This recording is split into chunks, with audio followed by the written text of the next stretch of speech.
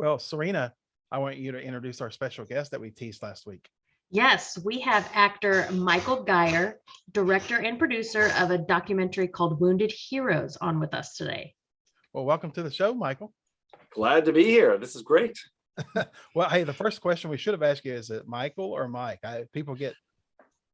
That's a great question because I happen to like Michael. When I was young, I liked Mike. I don't know why. When I became an adult, I felt like my name should change to Michael.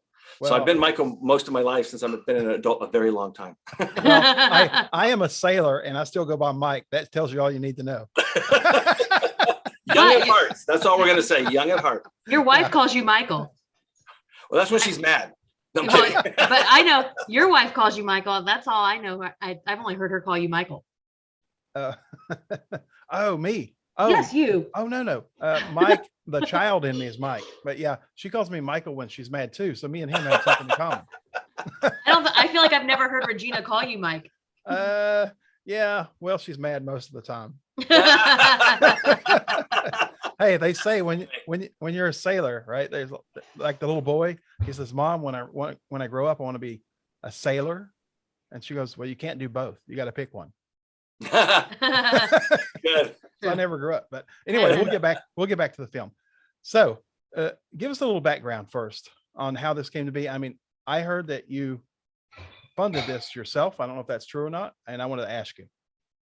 Yes. So I've got a production company called Gier Productions, and we produce everything, corporate videos, TV commercials, short films, feature films. And I had never done a documentary.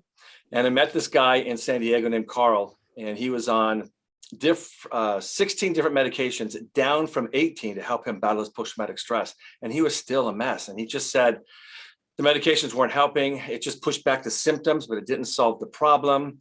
And after meeting this guy and just blown away that somebody could be on that many medications, and he's in his 20s, he's young, I thought there's got to be other options out there that I can find, I'm hoping, put it into a documentary so that we can find solutions that actually solve the actual problem, not just put a Band-Aid over it. And so that set me off on the journey of Wounded Heroes. And it was a 3-year passion project. Our goal was to raise money. We had a $250,000 budget, so we wanted to raise the money so that we could give the film away for free. But we only raised about $13,000, so I was pretty bad at fundraising. Yeah, I mean, you raised money like our company. Yeah, exactly. Yeah. I learned the hard way, that fundraising is not an easy task. So those who can do it, No, it's not. But I can't. So anyway, it was either, drop the project, or I talked to my wife about it, and we decided to go ahead and just fund it ourselves because I saw the shape that Carl was in. And after doing research, I knew there were solutions that could actually help. And so it was really important to us that we produced the film. And I spent 3 years on it, produce the film, spend the money on it ourselves, and save some lives. And so that's what we did. So that's why the film's available on Amazon and iTunes and all the different platforms for rent, because we're trying to get reimbursed for the film. That wasn't my original goal. I really wanted to give it away, but at least we got the film produced, and hopefully someday we'll be reimbursed. But if not, whatever, we've saved some lives. So that's all that's important. That is the important part. And it's a good film. And I was telling Serena, you talked about a lot of alternative therapies. I said, I'm going to ask him what that horse one was. It sounded like a big word. I don't remember. It started with an E. Oh, right. Equestrian. Now. Oh yeah. See, I'm a hillbilly. It's a big word for me. I must be a hillbilly too, because it was a big word for me when I first heard it. They kept calling it equestrian, and I'm like, well, horse therapy is easier for me. Yeah, me too. Horse therapy. You'll notice in the film, I think I keep saying horse therapy. I had to learn how to say equestrian because not easy for me. That's a rich people word. So I should have been a sailor. I guess I would have fit in. You would have fit right in. What do you think, Serena? I mean, I work at a cowboy store all day, and people say equestrian. Oh, well, you work at a cowboy store, of course. Yeah, I mean, the proper way is equestrian. I just had a hard time with it in the beginning. Well, I from personal experience, I had a friend who did do that. And I got to be honest, when he said he was going, I thought, well, that shit's not going to work. Right. I mean, I never heard of it before. Yeah. It worked. It helped him. It was great. He came back. I didn't understand it. Right. And then I watched the documentary, and it's so compelling just to watch these people and how they change through the therapy. And we featured in the film Saddles and Service in San Diego. They're a wonderful organization. Mike and Tammy run it. And yes, being there and filming and interviewing the different people on the ranch, but then even when we weren't filming, just watching them interact with the horses. And Mhm. it's one of those things where it may sound weird to somebody who hasn't experienced it, but once you've seen it, like I have, and you have, it's just amazing to see what happens between a man and the horse, how they bond, and how it can be life-changing for both of them, which is pretty amazing. Yeah. Yeah. Go ahead, Serena. I was just going to say, I mean, I've heard of it, of equine therapy for other things, like for children with special needs or people with special needs in general. And so I'd never seen it used this way. And it looks like it does just as great a job as it does in the other ways. I mean, horse therapy is, I feel like riding horses and all that kind of stuff is therapeutic no matter what. If you're battling anything, or if you just, need a break, that's when you, like you saw in the film. I don't want to give too much away because I want people to go rent it and watch it, but having a purpose and having that bond with that animal and stuff really can soothe your soul. Yeah, absolutely. Well, it's not therapy for me because I've only been on the back of one horse, Serena, and it tried to bite me. Well, it can sense your mood. That's why. I have to tell you a funny horse story just because I'm ready. I just thought about I loved horses growing up, and I was really good on horses. And so I'd get on a horse and we'd go out as a family. My mom would get on a horse and my horse would do exactly what I said. My mom's horse never would. So she's like, this is just driving me crazy. And she goes, can we trade? I'm like, all right, Mom, we'll trade. She gets on my horse. It won't listen to her. I get on her horse, who wasn't listening a few minutes ago. It does everything I ask. So they really do respond to the person, and it could, because they can feel those emotions. They felt her insecurity, which is why it was in control. But I was confident on a horse, and so it felt that, so it did what I asked it to. So it's a funny story, but it's also why horses. It's amazing that they can feel what we're feeling. Yeah, well, I was scared. There you go. And that's why it bit you. It didn't want you. It didn't want you on its back. It's like, get that thing off me. What was the other one? I remember the hand motion. ART. So that was accelerated resolution therapy.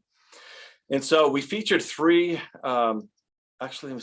two treatments in the film that are neurological. One is ART, accelerated resolution therapy, and they wave the hand in front of the person's eyes, and their eyes are supposed to, their head stays still, their eyes follow the hand. Then we did RTM, reconsolidation of traumatic memories. That's very similar. They go about it slightly different, but it's still a neurological intervention. They both have the same outcome, but there's no hand waving in that one.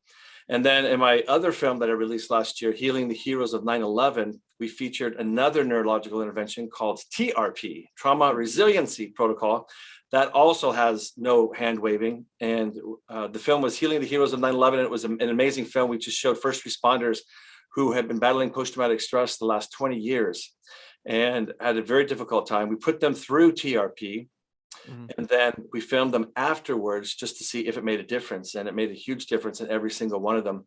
It's really a dramatic film in the sense that you see before, you see after, all on film, these first responders and the life-changing things that took place after TRP. And it was just, but anyway, the point is they're all neurological interventions, very similar to what you're talking about with ART.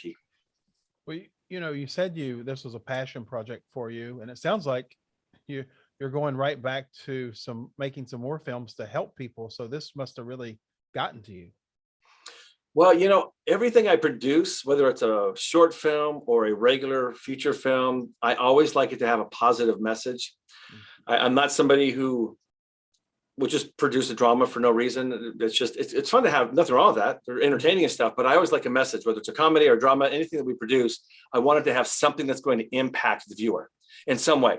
So that's always been important to me. And so these documentaries, I really love doing, because we can tell a story that can be incredibly impactful in film and change lives, not just with Wounded Heroes presenting treatment options, but documentaries in general can be used to change a lot of lives and just create a message of some sort. And so I do love doing documentaries. I am doing one again this year. And then we're also producing a feature film with actors this year as well. And both of them have really wonderful messages. Oh, that's awesome. So Any hint as to what the next Yeah. two are? Or, I know. Can we hear it or no? Is that or is it secret still? yeah? It's kind of still a secret. So Okay, yeah, that's so fine. I have to keep it a secret, Yeah. but yeah, we are going to be announcing it soon. But Okay. yeah, Well, but I love doing it. I love working with actors. I love interviewing people for documentaries, and Mhm. I'm very blessed to get to do what I do. Yeah, that's awesome. I only get to talk to Serena. Well, what a blessing that is. Exactly. That's what she says. And my wife, well, actually, my wife talks to me most of the time, but Unless she's calling you Michael, because that's she's mad. true. She's mad. That's what she said before I came in. And she said, Michael, are you going to record the podcast? Because we have a show to watch. Wait, what show are you watching? Reacher. Oh. Oh, so am I. I just started. Hey, don't give any secrets away. I'm not giving it away. So I think far, it's I'm really on good. Episode 5.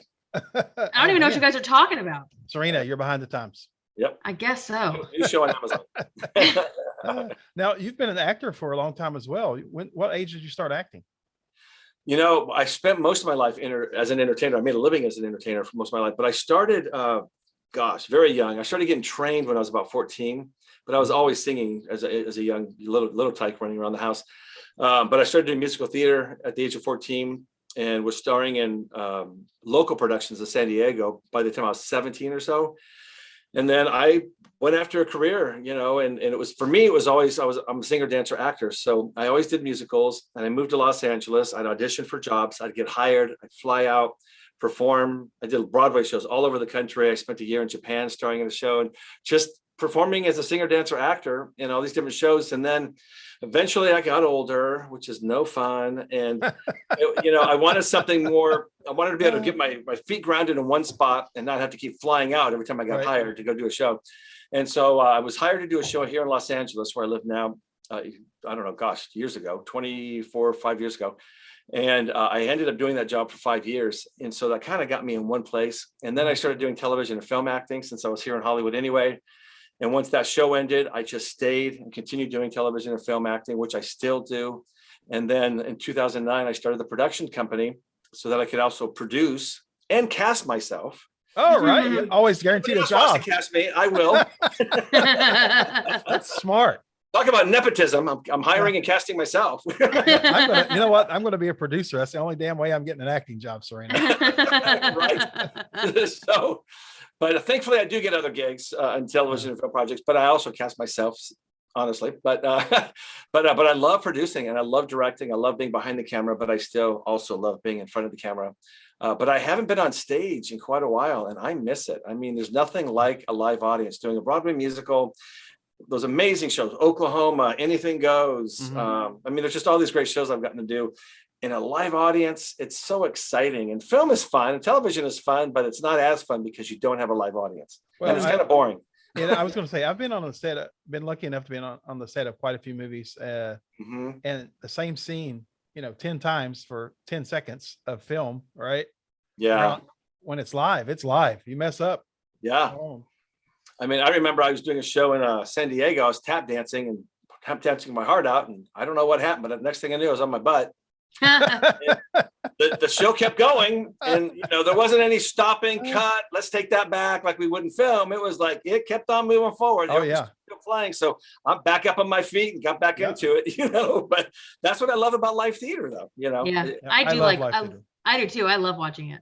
You're going to laugh at me when I tell you my favorite. Maybe not. Favorite one live, Beetlejuice.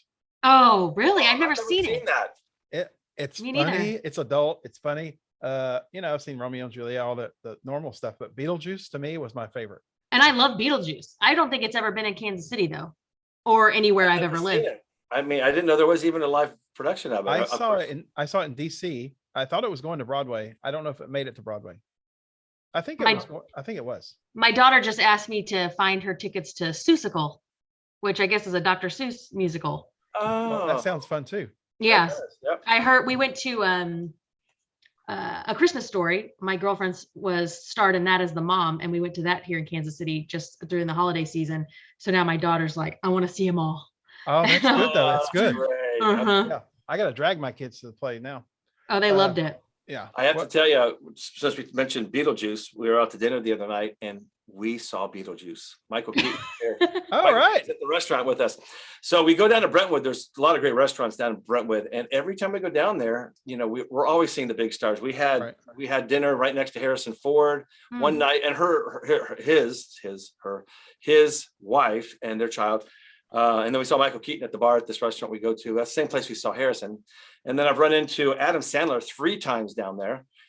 So I mean, it's just funny. That area must be where the celebrities live, because we keep seeing them. Hold on now. You're a celebrity. Yeah. No, I'm an actor. Not quite a celebrity. I mean, you know, yet, but yeah. I mean, I'm lucky to be acting. I just love getting to perform. To be honest, you know, I've done some major things that have been huge worldwide hits that I've been lucky enough to be a part of, and I consider you know, a blessing. But yeah, no star. So star. So that's the thing. Go ahead, Serena. Let me ask, do you like playing a good guy or a bad guy? I love playing the bad guy because it's more fun. The good guys are boring. Yeah. In real life, I want people to be good guys. Oh. But on film, oh man, there's so much. It's so much fun playing bad guys or the mean guys or the serial killer, because you get to be crazy. Yeah. Do crazy, you know, things in your eyes, and so those are my roles that I really, really enjoy and prefer. Well, you need to cast me and Serena. We'll be bad. I'll be the bad guy, and she could be the bad girl. There you go. But then, you know, like sometimes I find myself, like, I'll see an actor or an actress for the first time and they'll play a certain role, and then I can't see them any other way. Yeah.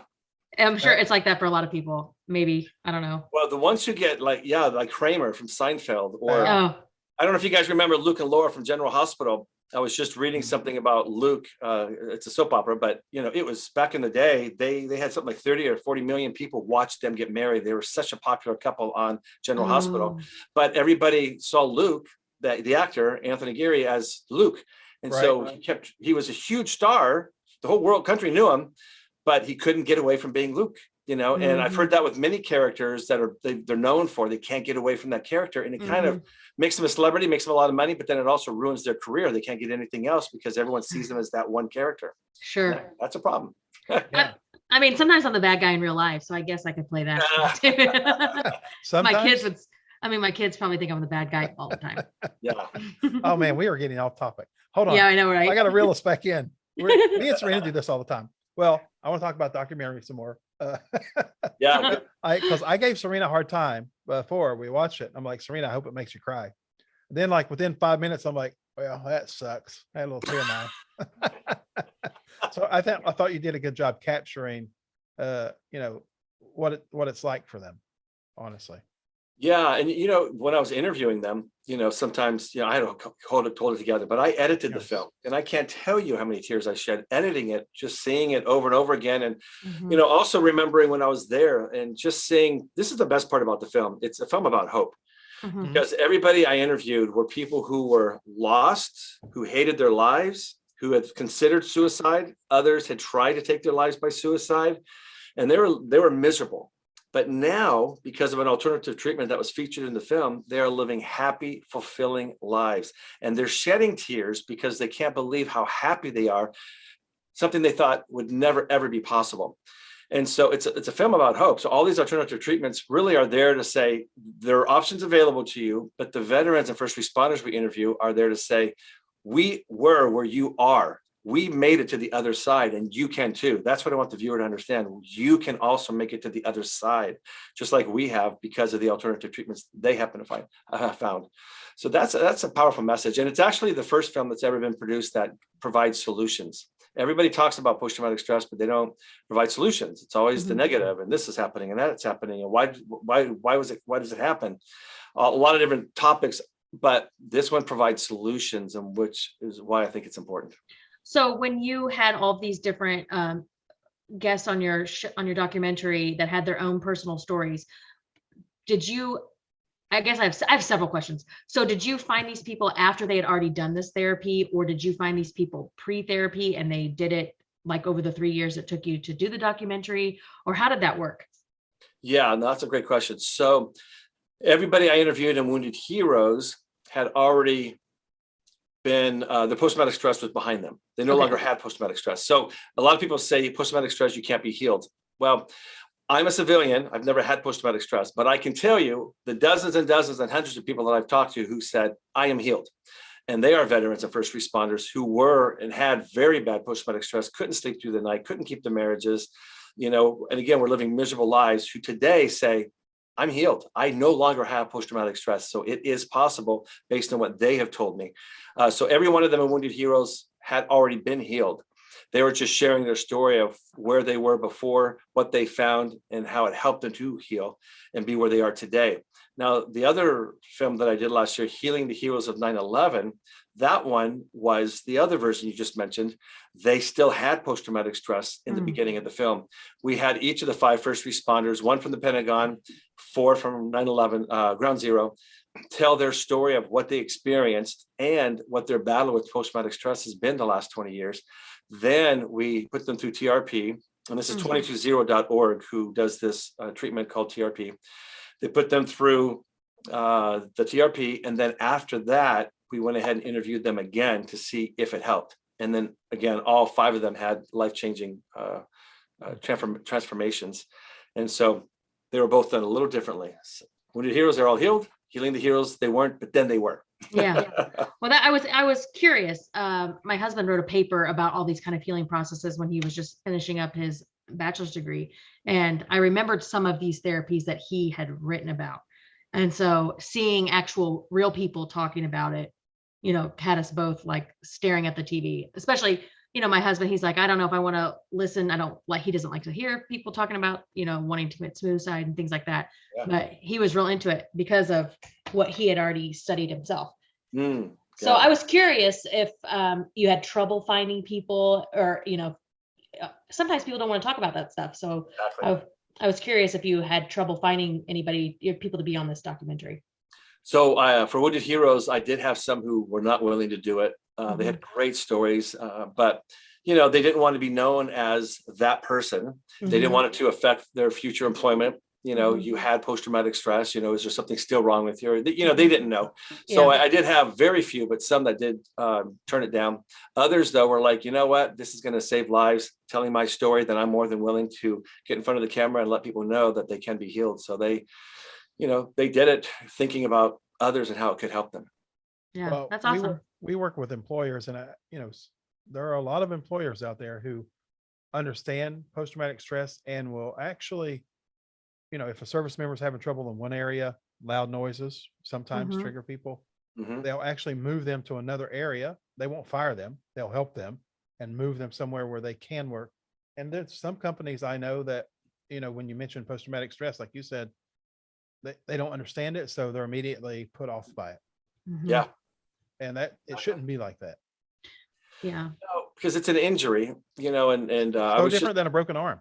I'm just going to say that. Yes, I was at an event for DDS for vets. They had a big fundraising event, and General Baldick was there speaking, and a number of others. But General Baldick was talking about that. He said, if you break an arm, people are there to help you. How can I help you? Let me take you to the doctor. And what can we do to, make sure that you're taken care of? If you've got post-traumatic stress, everybody stands away from you and looks at you funny, like, ooh, he's got post-traumatic stress. Yeah, he's going to go crazy. But it's an injury. It's the same thing. Get around them, support them, help them get help, like any other injury. That's the other thing. We took off the word disorder in the documentary, calling it post-traumatic stress, because it's not a disorder. It's a normal reaction to a traumatic event. Anybody who experiences a traumatic event can naturally get post-traumatic stress. And so, I don't want people to feel like it's a disorder. Others are now calling it post-traumatic stress injury, PTSI. And I think that's great as well. I think we need to get away from that whole disorder thing, because it's an injury and it can be healed. And, the other thing I found, which I'm kind of frustrated with, is there are people who are suffering today. We've given them options, whether it's me personally, 220, like Carl, the guy that I met that I talked about in the beginning of the film, that was on 16 medications. I've reached out to him a number of times trying to get him help. He's still not healed. As far as the last time I talked to him, and he won't do it. And I've had others who have come up to me. We do in-person screenings, and they're in tears about talking about their battle with post-traumatic stress. And I tell them, I'm going to get you hooked up. So I get their phone number, I call them, I follow up. They never follow through to get the help. And so I've had talks with other veterans going, I don't understand. I'm doing everything I can to make sure they get the help they need that will solve the problem, but they don't follow through. And I've heard some say that sometimes they just feel like they should suffer. The guilt they feel. They don't, they want to get help because they're so miserable, but they don't because they feel like they should be miserable. That's one reason I've heard. But it is frustrating to me because I want to see them get healed. And when we give them everything necessary to be healed and then they don't take it, that's hard. I feel like one of the people on your documentary said, the man with the therapy dog, he said he felt like that was his cross to bear. You're right. Exactly. Good memory. Yeah. He did say that. Exactly. And I've learned that others, I guess, do the same thing. But he thankfully realized he should and needed to get help. He did. And now he's good to go. But there are too many who still aren't. They think they should suffer. And it's at all ranks. That's another thing your film pointed out, from E1 to all the way up. It depends on not your rank. It depends on what you've done. Absolutely. And like I said, because of this film, I'm now friends with a number of generals, one of them being General Frank Labuti. He's a 3-star general. He's at the very top, and his resume and what he's done in Washington and the presidents he's worked with and the counterterrorism departments he's worked with and everything else, an amazing man who's done everything, 3-star general. And yet, yes, he battles post-traumatic stress, as does General Baldick. I think he's 1-2 stars, but all the way bottom to the top, it's what you experience, and we're all human. Just because you're at the top doesn't mean you're not a human. You still are going to naturally have a reaction to these traumatic things you've experienced in life, and there's nothing to be ashamed about. Nothing. And so I'm glad that we have generals like Frank Labuti and General Baldick, who are willing to, even as generals, say, hey guys, I'm at the top and I battle it. You need to be okay with the fact that you need to get help like I am. So that's important that there's such good leaders in that sense. Well, that's a new thing, by the way. 10 years ago, that wouldn't have happened. When I was a young guy in the Navy, if something's wrong, you just didn't talk about it. Absolutely. Because and there's still that culture in different places. There is. Still there. Yeah, well, because and I'll tell you why. When you're on, I'll use a submarine as an example, but when you're on a submarine, you depend on everyone there. And when you're about to go on deployment or do a mission, and someone all of a sudden can't go, then that means everyone else has to carry the weight, so to speak. So you don't want to be the guy that puts everything else off on your buddies. You want to be the guy that says you can take it and, take the pain and just go on deployment. That's the person you want to be. And that's the culture. Yeah. And I hadn't changed that much, I don't think, Serena. I mean, only being out of that for a year, I will say 14 months ago, it was still like that. Yeah. Well, General Baldick, it's getting dark here, so I'm trying to get this light. That's okay. I don't go into That's the dark. our hint. That's our hint, Serena. He's like, hey, it's getting dark here, you people. Nice talking. Nice talking to you. Yeah. But General Baldick, he talked about it we had breakfast the next morning after this big event, and he was just saying, how many times other military officials and generals would attack him, saying, you need to keep your mouth shut about this post-traumatic stress.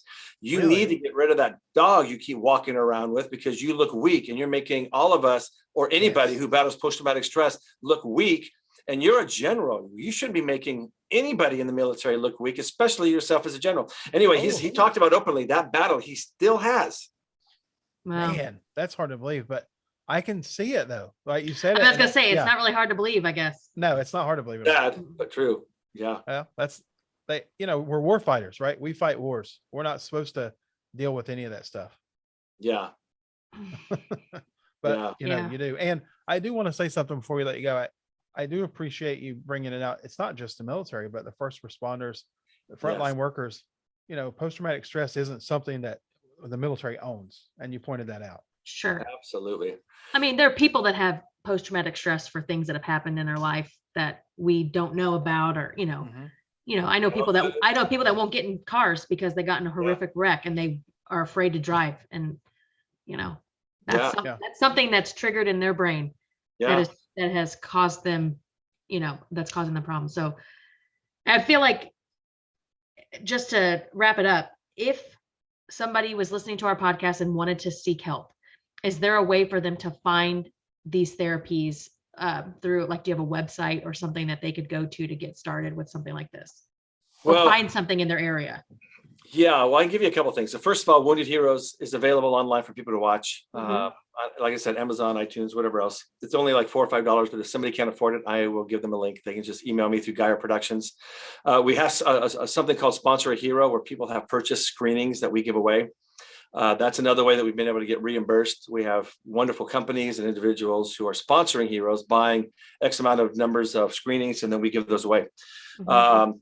But woundedheroesdocumentary.com is our website. It has the trailer, links to all of the different platforms, and there's a resource page on the website that has all the resources listed that are featured in the film, if anybody's interested in those. Healing the Heroes of 9/11, the other film that I did that featured TRP, was 22-0. They hired me to produce that film for them. And that film is available on their website at no cost, 22zero.org. But they do TRP for free at no cost for veterans, first responders, including doctors and nurses and their families, free. Man. So that's, if somebody's really having a difficult time right now, I would Mhm. send them first to 22zero.org and reach out to them, because that neurological intervention is life-changing, and Okay. they can take care of them right away. There's a lot of great information in Wounded Heroes other than the alternative treatments. So I still encourage people to watch the film just Mhm. because of all the great information that's in there, and share the film. But if they need help immediately, I'd say contact 22zero. Okay. Awesome. Well, hey, I want to say thank you for coming on.